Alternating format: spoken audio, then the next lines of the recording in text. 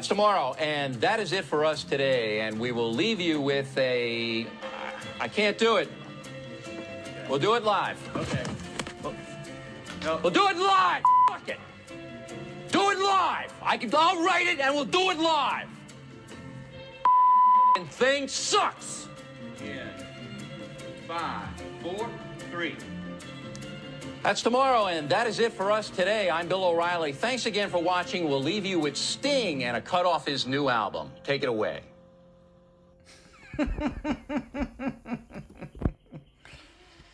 Hello. What a week it was. Right? Well, there's the Mega Wedge that is telling us... It's giving us a few clues here. I know that everybody's bearish, but like, okay. Let me first start with just... Okay, let's see. Alright. Now, if we were here and we were breaking down, yes, I'd get it. I would. And God knows, you see all these lines, those are dark pool, dark pool, dark pool. Okay? Now, what most likely will happen, since it's a big week, is we're gonna have an inside week. But I don't know the range yet. Okay? And it's a 4-day week. Gonna be a little tricky because market behaves differently during a 4-day week. Now, as far as the Stow, it's getting ready to bounce. Now, what really happened on Friday? Well, we had put in a high there on Monday. Had the CPI gap down. Had a fantastic hedge, actually opened green along the bottom there. Sold the 493s, most of them up here. And the last ones right on Friday before the dump. So that was a great trade, and it's worked 3 times in a row now. So we'll see next week. I do think we get a lightning bolt pattern. I think next week could probably gap up a little, sell, gap up a little, sell, and Friday's the low. But we'll see when we get the range on Monday. So anytime I post the range on Monday, gonna be Tuesday this week, mark it on your SPX chart, and also the daily ranges. All right. Basically what we did is what SMCI did, which is go down and test the daily 9. Now, if this were a 5-minute chart, I would buy here, because it's a retest of the 9 to see if it holds, and looks to be holding on the daily. Now, that last hour on Friday could have been OPEX shenanigans, could have been panic selling because we couldn't break through here and put in a new high. Both valid arguments. Absolutely agree. Okay? Never good to have a MAC cross down, but I've seen it bounce, so I'm looking for a little bit of bounce. Now, let's go over to SPY, and I will show you a little bit where my mind is here. So this is the daily channel. All right, this is the daily channel, still in a pretty strong uptrend, and every time we've come to the edge of it or gone under, we have been bought up every single time. Now for next week, again, we're looking at around my magic number, 507 being the big one, and going back and putting in a higher low, it looks like, compared to Tuesday here. Okay, which funny enough is that same number we had on Monday and Tuesday last week. So I've longed both of these, they've worked. If we get down here by Friday, I will long it. Okay? A fail of this 21, which has bounced even with the fake breakdown. Here, you see, here's a couple of examples. It has worked ever since we gapped over it in November. Okay? So, bearish Twitter posts Okay, the market makers could also have pushed that higher on Friday into close. 50-50 chance. Again, OPEX. Usually on OPEX we get a low on the Tuesday after, but since it's a 4-day week, I'm looking at Wednesday. Okay? With a possible retest of it on Friday. So kind of a inside week. That's what I'm looking at. Now obviously if something's in the FOMC minutes on Wednesday that is bad or good, we're going to have a major move. And also before those FOMC minutes we have big bond auctions, but more about that later. Let's look here.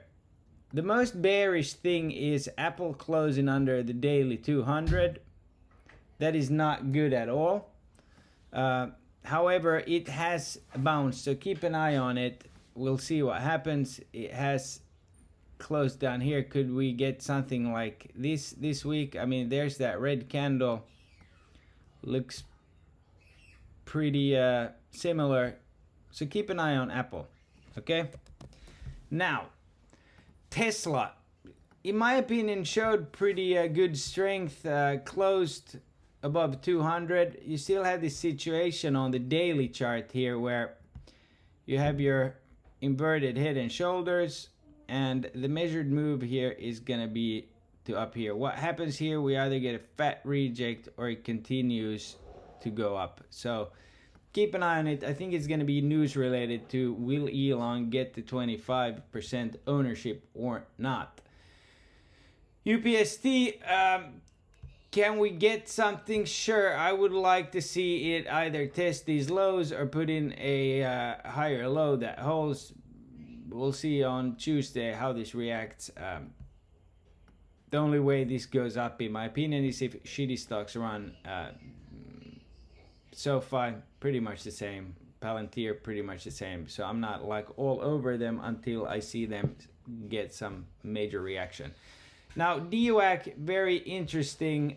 Next week, I think the high will be on Friday because we have South Carolina primaries on Saturday. So I expect either Thursday or Friday to be the high.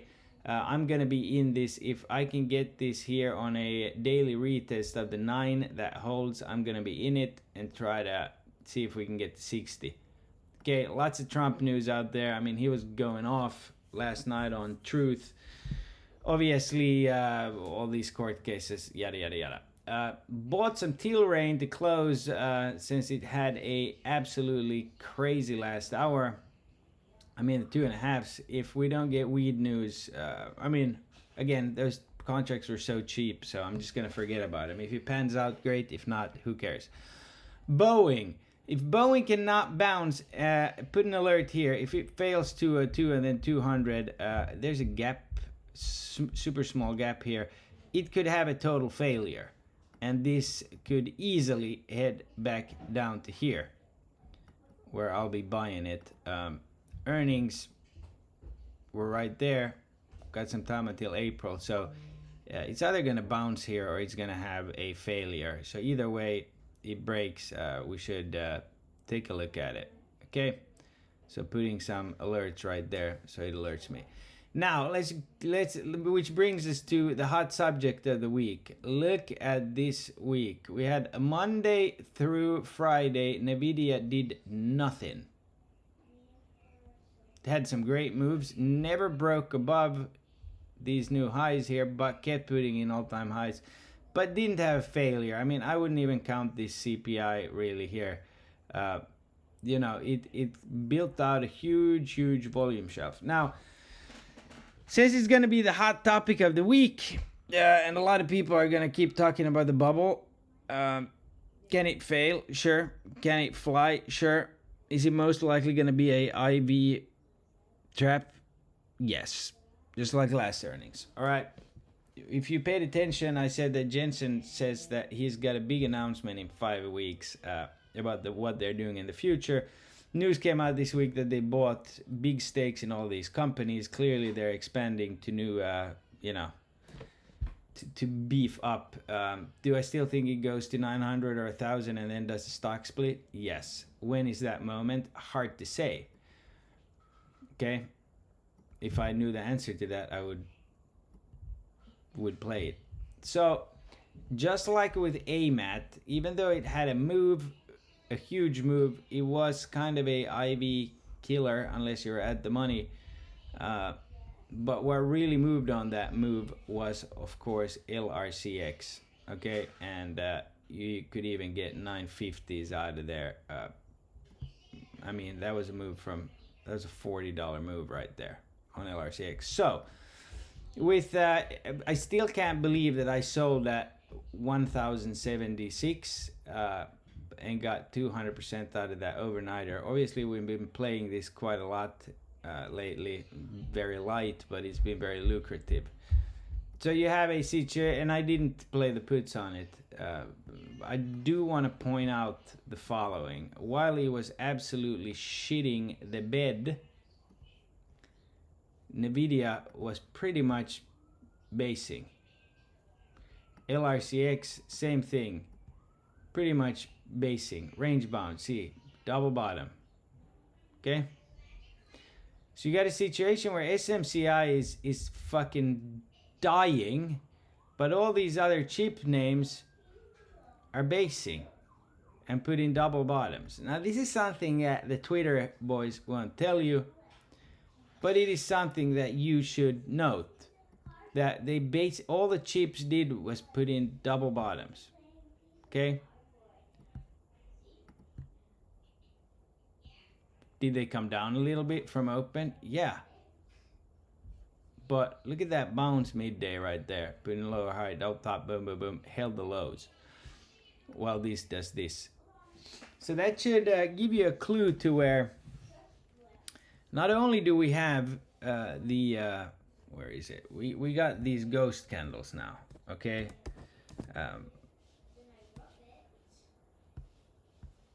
No, I'll show them here in a second. If I can get this shit open. Hold on.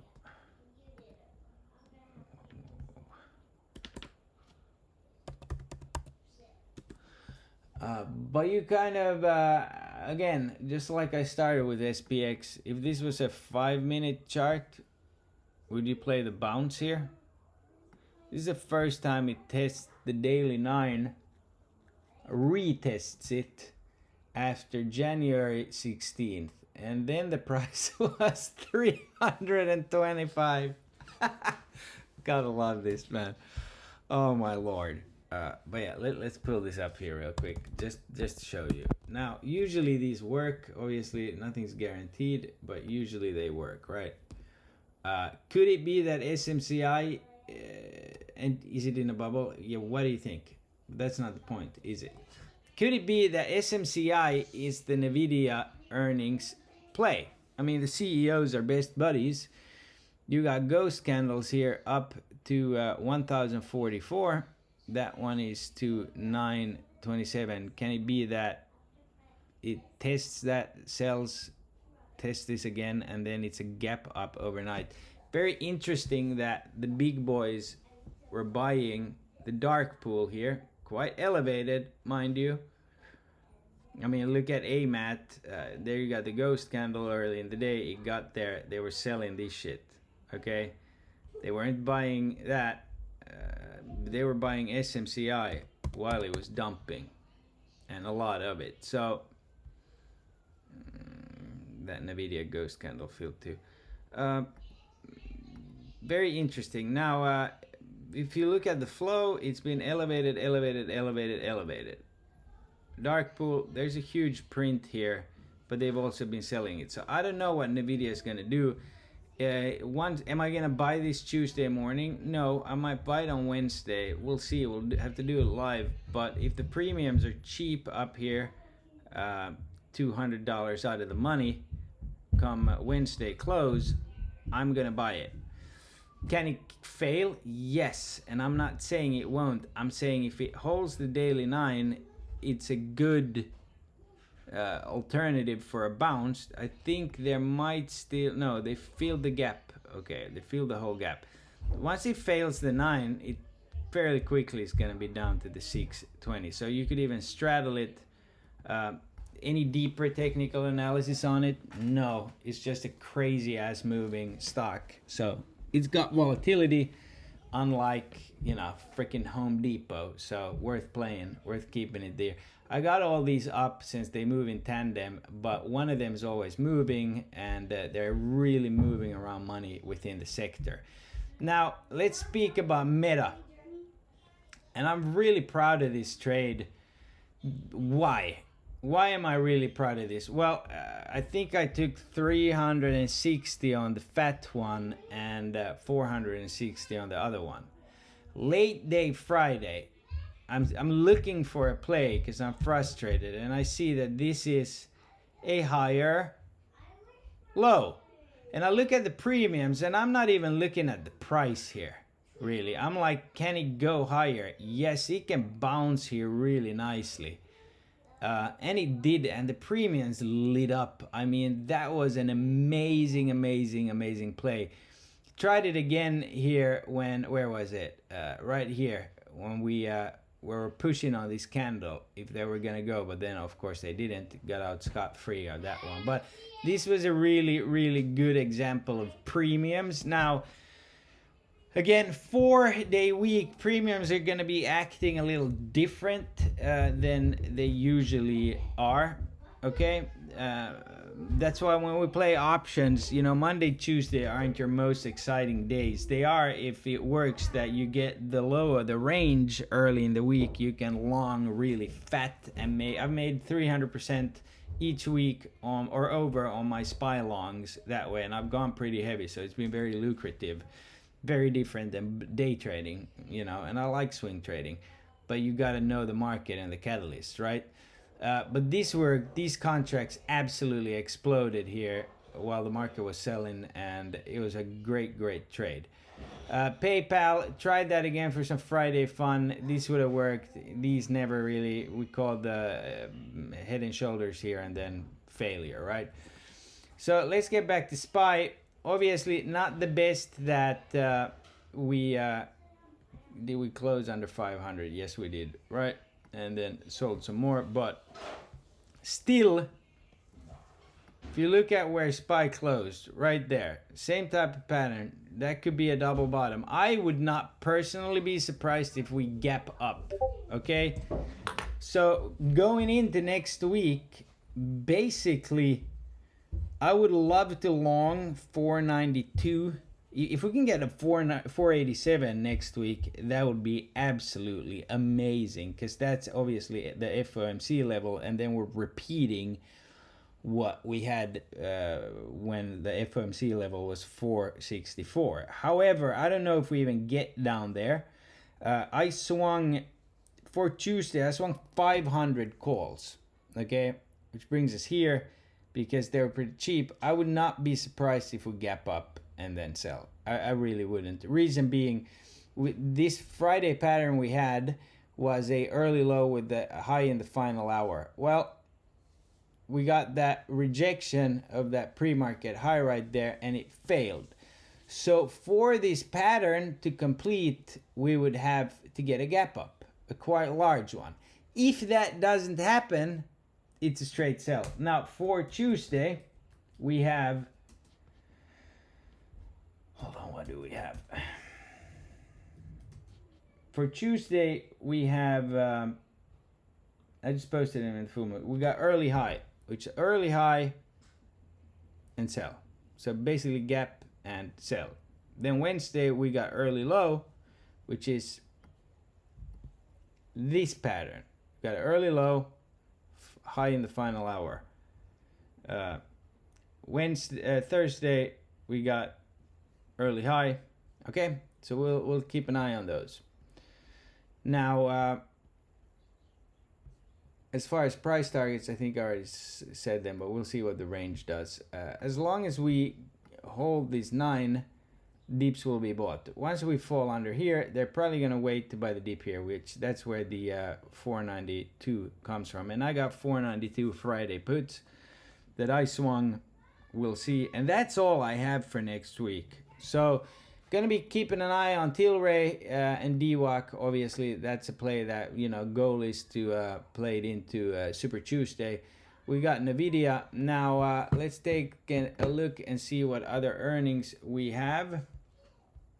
And I'll show you some other stuff too here.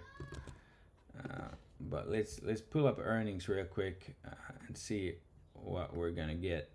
I think we could have a inside week. Now for next week, there's a lot of good stuff. We got Walmart, Pre-Market, and Home Depot. I didn't play either. I'm not saying Home Depot can't see 380, but he can also fail. Could be a directional move we can jump on. I didn't want to swing that. Pan W has been chugging up. They have crazy premiums, so Z-Scaler might be a great sympathy play on that and should move with it. Holy shit, that's high up. Jesus Christ. I remember playing that in the 131s. Dude, I must be talking about what earnings? Jeez, down freaking here. I mean, they put on it. They're due for a freaking pullback. So, let's see. Then again, maybe cybersecurity is a hot topic. Obviously, Wednesday after close, this is gonna weigh a lot. I don't know if it's gonna be a big mover. Truly, I think the moves are gonna be in the other. It's all about their guidance. I doubt it. Shit, Etsy is gonna be a big mover. Rivian too. Then you got Moderna. You could play Tesla for that. Moderna. And speaking of Rivian, I already mentioned that last week, didn't I? I don't know a lot about Rivian, but I do know that if you look on the daily, after hours it was up already, obviously. If you look on the daily, it's got chances to really go. Okay? A nice stow cross there at a green Friday. So something to consider, right? I don't know if you want to play Brazilian stuff. Oh my God, Carvana. I'm going to have to play Carvana. Earnings. Are you kidding me? Oh, spicy. You know why? Because that was 1,000%. I would not be surprised if this pulls a move. What do we got here? We got that. We also got topping out at this level. This could see a huge failure down to here or a breakout. So maybe we straddle that. Let's see. Let's see how it acts this week. So as you see, there's a lot of very interesting plays. On Friday, we have full moon. Okay? Exciting stuff. Now, let's look at some other stuff that, I don't know, the bears might not be too happy about, which is this. This is the 7-day expiry. Very call heavy. 2-week, neck and neck, 30-day, no filter. So, still pretty call heavy.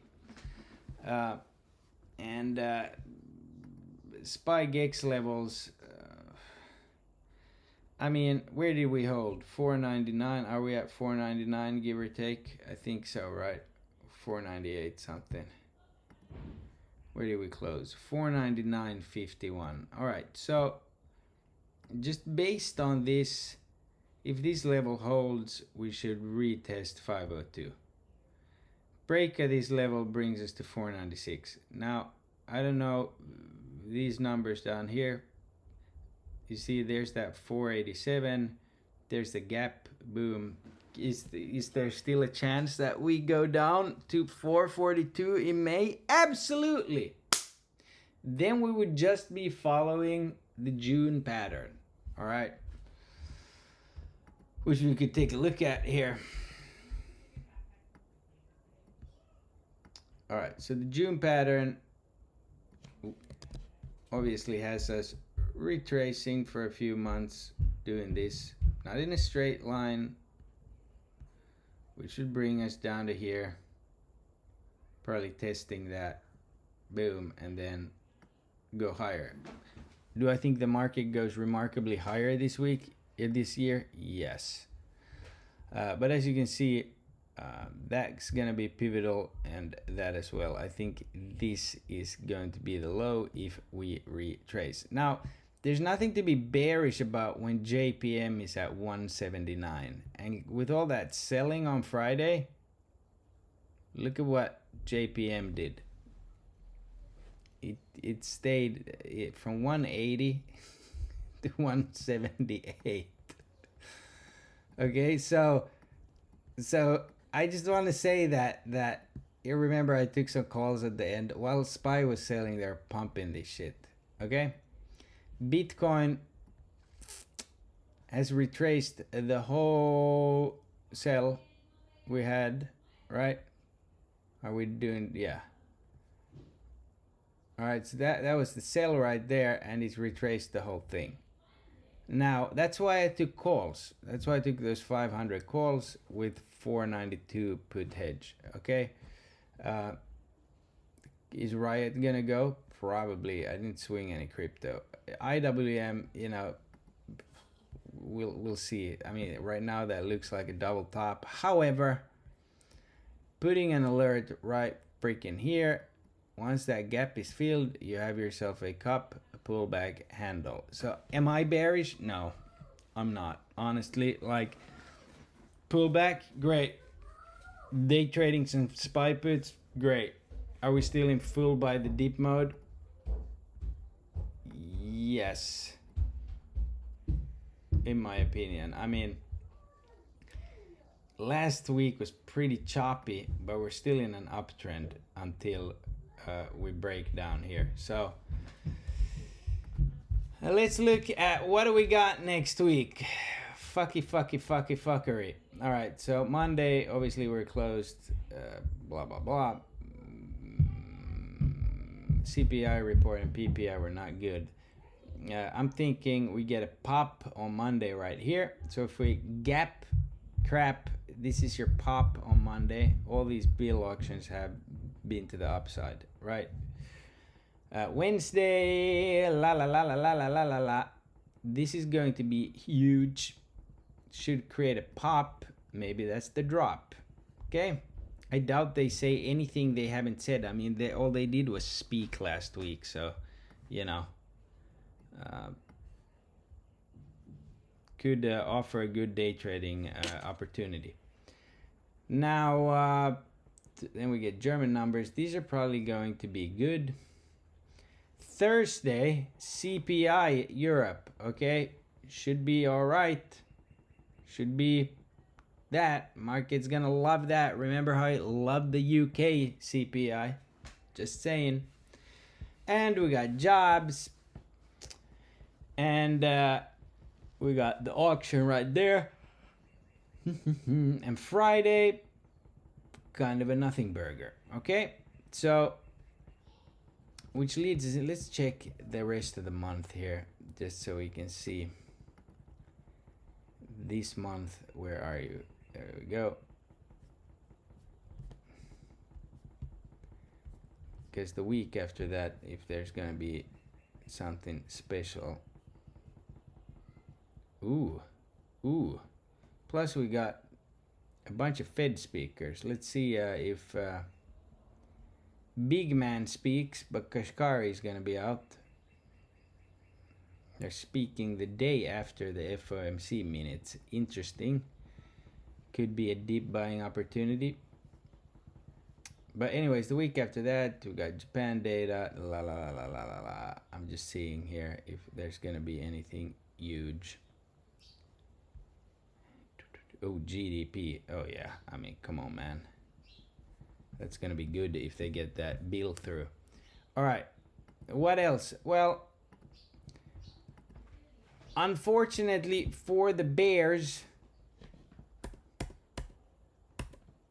and I'm not saying we don't start to sell, but like we got to look at the data, right?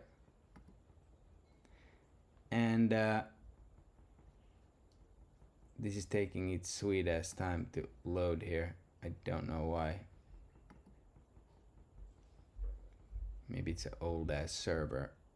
But the Namo says that we can go higher. It says it's at freaking 21. The RSI can still hit 70. Not saying we will. We can also have a cross down here. Like that. The problem when you have that, you'll get a dip and you'll get a pretty fast pump. And the issue with that cross and that cross is this MACD here is in a completely different setup. So I would not be surprised if we can push higher. I know it sounds ridiculous, but it is what it is. Right's probably gonna open at 17 if this Bitcoin retracement holds. Looks pretty good. Could Coinbase go to 200 next week? Probably, yeah. I mean, there's your little buy candle right at the end there. So that's kind of what I'm looking at. I'm going in with a open mind. A lot of dark pool prints underneath here that will definitely stop the bleeding. I think we're gonna have a range bound zigzag week, and we'll catch ourselves some movers. But there's opportunity. So as long as there's opportunity, we can continue what we do best, which is catch those moves. Oh, and I wanted to say that it almost looks like to me that you have your cup pullback, and KRE is coming up on a very big anniversary, right? That anniversary is what? When did it start? Early March, right? Okay, so if you look on the daily here, if this can do a MACD cross, I'm playing this gap this week. I mean, I like it. Hourly cup, pullback, handle can work. Okay, banks have a lot of strength right now. A lot of strength. Some people might argue on quickly still about where is it, SPY. Oh shit, no, I didn't want to do that.